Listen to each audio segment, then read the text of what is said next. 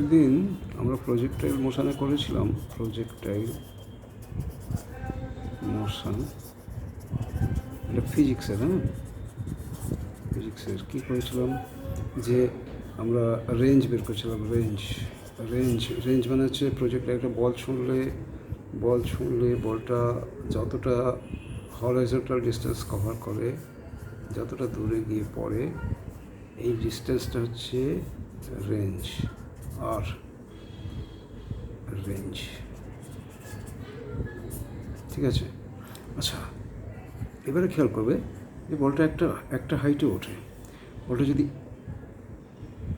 এরকম একটু কম একটু বেশি অ্যাঙ্গেলে ছোড়া হয়, এটা এই থিটাটা যদি বাড়ানো হয় এইরকম ছুঁড়লে, তাহলে দেখবে হাইট বেশি হয়ে যাচ্ছে। প্রজেক্টাইলটা এরকম হবে, এরকম রেঞ্জ কমে যাবে। আবার আরেকটু কম অ্যাঙ্গেলে ছুঁড়লে দেখা যাচ্ছে যে রেঞ্জ বড় হয়ে যাবে কিন্তু হাইট কমে যাবে। ঠিক আছে? তখন হাইট কমে যাবে। এখানে হাইট বেশি, মিডিয়াম, এখানে হাইট কম।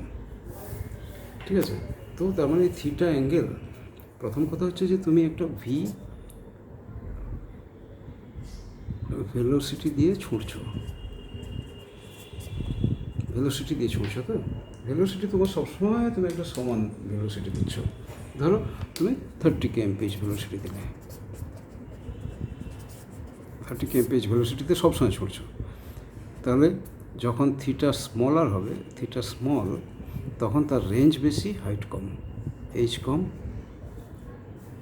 রেঞ্জ বেশি। থিটা মিডিয়াম হলে range medium, height medium. Theta কম হলে হাইট ম্যাক্সিমাম,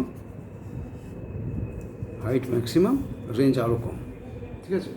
এটা আমাদেরকে জানতে হবে। সেটা আমরা ফর্মুলা অনুযায়ী জানি, যেটা আরেকবার বলে দিই, যে আমি একটা বল ছুঁড়ছি, এটা ভি ভেলোসিটি, থিটা অ্যাঙ্গেল।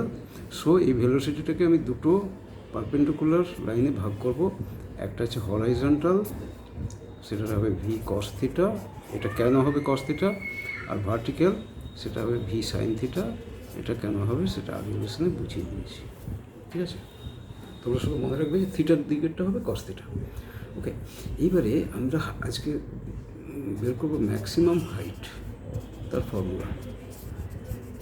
আগের দিনে রেঞ্জের ফর্মুলা ছিল কি? Range is equal to, range কী ছিল? V square sine square theta, sine 2 theta by v square sine 2 theta by জি।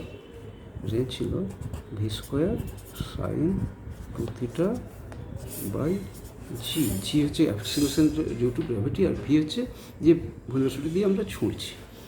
তো আজকে আমরা ম্যাক্সিমাম হাইট বের করবো। কীভাবে বের করবো না, এই জিনিসটা আমি কি বলেছি? Horizontal and vertical vectors, horizontal and vertical vectors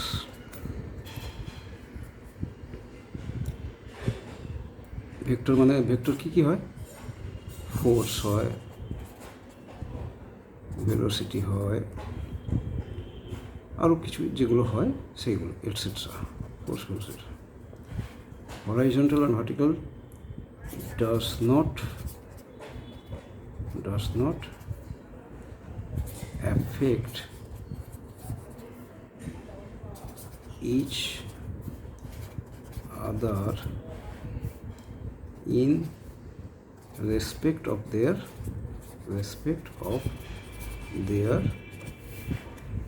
magnitude. এটার মানেটা ভালো করে বুঝতে হবে। ম্যাগনিটিউড মানে হচ্ছে ভেলোসিটি যে ম্যাগনিটিউড কি, এখানে 30 kmph। তো হরাইজন্টাল হলে 30 cos থিটা, হরাইজন্টাল ভেলোসিটি কী হয়? Horizontal velocity is equal two 30 cos theta. এই ক্ষেত্রে বলছে 30 kmph সমস্যা। আর ভার্টিক্যাল ভেলোসিটি হবে, vertical velocity is equal two 30 sine theta. হলো? এবারে এরা পরস্পরকে অ্যাফেক্ট করে না ম্যাগনিটিউডে, মানে ভ্যালুতে। ম্যাগনিটিউড মানে ভ্যালু। তাহলে কিসে অ্যাফেক্ট করে? দেন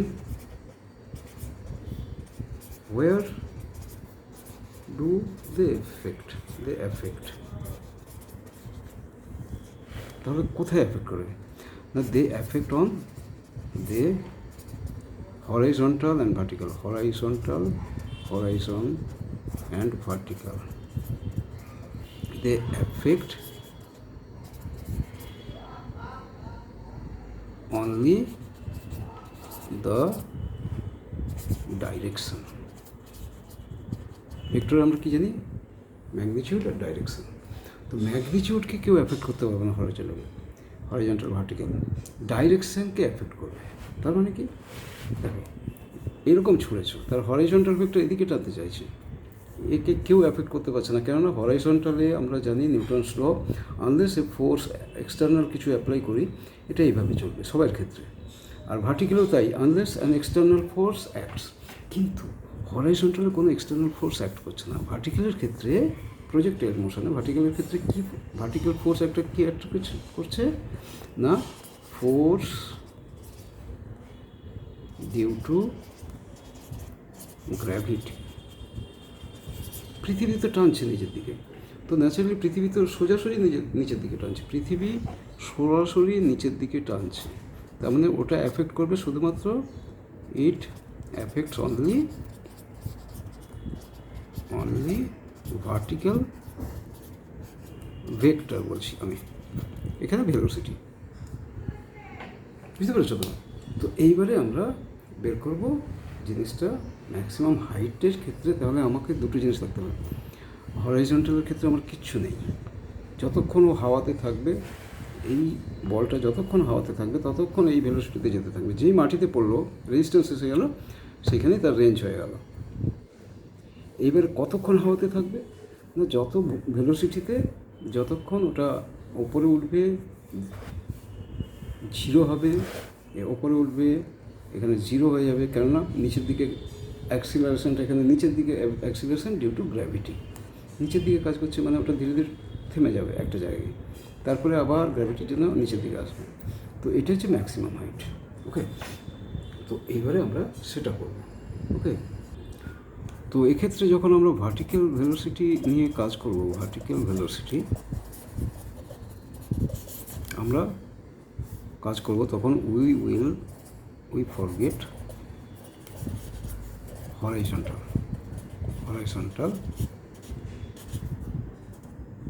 ভেলোসিটি। ঠিক আছে, আমরা ভুলে যাব। তো ভার্টিক্যাল ভেলোসিটি কি? আমাদের ভার্টিক্যাল ভেলোসিটিটা কি? ওটার V sine theta. Okay, V sine theta এটা। আর এর সঙ্গে উল্টো দিকে কাজ করছে কি? জি উল্টো দিকে। ঠিক আছে, তার মানে এটা একটা সময় এখানে গিয়ে থেমে যাবে, এইখানে থামবে না, রাইট সাইডে এগিয়ে যাবে। কেননা বিকজ অফ হরাইজন্টাল ভেলোসিটি। আমরা হরাইজন্টাল ভেলোসিটি এখন ভাবছি না, ভার্টিক্যাল ভেলোসিটি। এইখানে ভেলোসিটি ভেল ইকুয়াল টু 0। ঠিক আছে, তো এখানে দেখো ফাইনাল ভেলোসিটি কি? আমরা নিউটনস ল কী জানি? তিনটে সূত্র আমি বলেছি। নিউটনস ইকুয়েশনগুলো কী কী ছিল? ভি ইজ ইকুয়াল টু, মানে final velocity is equal two initial velocity plus acceleration into time. V square is equal to u square plus 2as. s হচ্ছে ডিসপ্লেসমেন্ট, আর s is equal to ut plus half a t square. Time, initial velocity, final velocity, acceleration, displacement, এইগুলো। তো আমরা এক্ষেত্রে কী করব? Final velocity 0, initial velocity v sine theta, আর acceleration হচ্ছে জি। তাহলে আমরা এইখানে বসাবো, এখান থেকে এ পেয়ে যাব, এস পেয়ে যাব। আমাদের এ জানি, ইনিশিয়াল ভেলোসিটি জানি, এটা ফাইনাল ভেলোসিটি কি? 0, অ্যাক্সিলারেশন জানি। তাহলে এইটাতেই বসাবো, সবেতেই হবে, কিন্তু আমি এটাতে এক চান্সে পেয়ে যাবো। তাহলে কী হচ্ছে না, final velocity v square is equal to 0 square u square, মানে v sine square theta, v square sine square theta, v sine থিটার হোল স্কোয়ার মানে হচ্ছে v square sine square theta. Okay, v square u square. এবার g হচ্ছে minus, ওইদিকে velocity, এইদিকে জি, তার মানে জি মাইনাস, তার মানে অ্যাক্সিলারেশন মাইনাস। তাহলে এটা কী হবে? -2g ইন্টু এস, এস হচ্ছে ডিসপ্লেসমেন্ট এতটা, ঠিক আছে। তাহলে এবার সিম্পলিফাই করো, আর কিছু না, 2GSটা এদিকে নেই, 2GS equal to V square sine square theta, S equal to V square sine square theta by 2G। এটাই হচ্ছে এস মানে ডিসপ্লেসমেন্ট, এস মানে ডিসপ্লেসমেন্ট, এটাই হচ্ছে এক্ষেত্রে এটাই হচ্ছে এস। তার মানে ম্যাক্সিমাম হাইট, ম্যাক্স, ওর পরে তার ওপরে যাবে না, 0 হয়ে গেছে, এবার নিচের দিকে নামবে। Maximum height equal to V square sine square theta by 2G square sine square theta by 2G। তো এইগুলো কি হয়েছে, এগুলো তোমরা কী করবে, লজিক্যালি করবে। লজিক্যালি প্রথম জিনিস মনে রাখবে যে কি, ফার্স্ট পয়েন্ট মনে রাখবে যে প্রজেক্টাইলের ক্ষেত্রে হরাইজন্টাল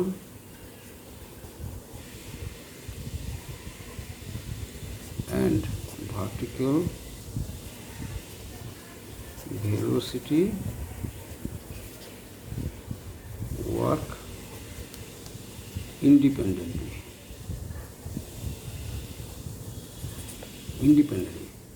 হরাইজন্টাল তো হরাইজন্টাল, ভার্টিক্যালটা ভার্টিক্যাল। এবারে মানে ইন্ডিপেন্ডেন্টলি ইন ম্যাগনিচিউড, ম্যাগনিচিউড মানে ভ্যালু। 2 নম্বর কি, যে আমরা no horizontal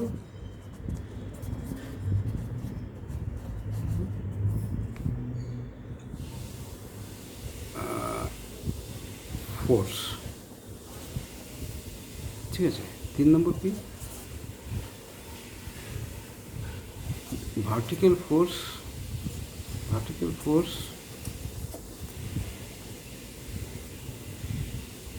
of attraction by the earth work against the vertical velocity, তাই না? তো এই 3টে জিনিস মনে রেখে তোমরা সলভ করবে। হরাইজন্টালের সাথে ভার্টিক্যাল বলাবে না, তাহলে you will get to know how things work. আর কিচ্ছু কমপ্লেক্স কিছু নেই, খুব সিম্পল জিনিস। এবারে এর কিছু এক্সাম্পল করবে, তাহলেই হয়ে যাবে।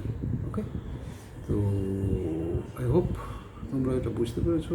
না বুঝতে পারলে বা বুঝতে পারলেও কমেন্ট করবে। যদি কোনো এক্সারসাইজে কোথাও আটকে যাচ্ছ আমাকে কমেন্টে জানাবে, রেফারেন্স দিয়ে, বইয়ের রেফারেন্স দিয়ে বা লিখে দিতে পারবে, তাহলে আমি চেষ্টা করবো সলভ করার জন্য।